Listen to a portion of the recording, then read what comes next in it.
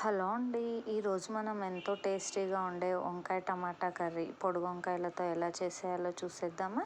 దానికోసం స్టవ్ పై బాండీ పెట్టుకొని అందులో కొద్దిగా ఆయిల్ వేసి, ఆయిల్ వేడెక్కిన తర్వాత జీలకర్ర, ఆవాలు, సన్నగా చీల్చి కట్ చేసి పెట్టుకున్న పచ్చిమిర్చి చీలికలు, కరివేపాకు వీటన్నిటిని వేసుకొని వేగనివ్వాలి. ఇందులో కొద్దిగా పసుపు, జీలకర్ర, మెంతుల పొడి, అల్లం వెల్లుల్లి పేస్ట్ వేసుకొని వీటన్నిటిని వేయించుకొని కొద్దిగా ఉల్లిపాయ ముక్కలు కూడా వేసుకొని వేయించుకోవాలి. ఇందులో టమాటా ముక్కలు ముందుగా వేసుకోవాలండి, ఎందుకంటే ఈ వంకాయలు త్వరగా ఉడికిపోతాయి, అందుకనేసి టమాటా ముందు వేసుకోవాలన్నమాట. ఇప్పుడు ఈ వంకాయల్ని కట్ చేసి ఉప్పు వేసుకున్న నీళ్ళలో వేసి పెట్టుకోవాలన్నమాట. అప్పుడే వంకాయ ముక్కలు అనేది కనరెక్కకుండా ఉంటాయి.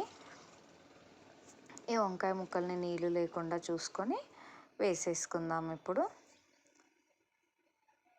వీటన్నిటిని ఒకసారి కలిపేసుకొని ఇందులో కొద్దిగా ఉప్పు వేసుకోవాలండి. ఉప్పు వేసుకుంటే వంకాయ రుచి మారదన్నమాట. ఒకసారి కలిపేసుకొని మూత పెట్టి ఒక 5 నిమిషాలు మగ్గనివ్వాలి.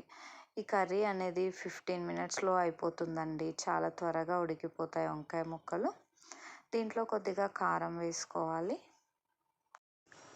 ఒకసారి కలిపేసుకొని దీంట్లో కొద్దిగా ధనియాల పొడి, కొద్దిగా కొబ్బరి పొడి వేసేసుకొని, కొత్తిమీర వేసేసుకొని కలిపేసుకున్నామంటే ఎంతో టేస్టీగా ఉండే వంకాయ కర్రీ రెడీ అయిపోతుందండి.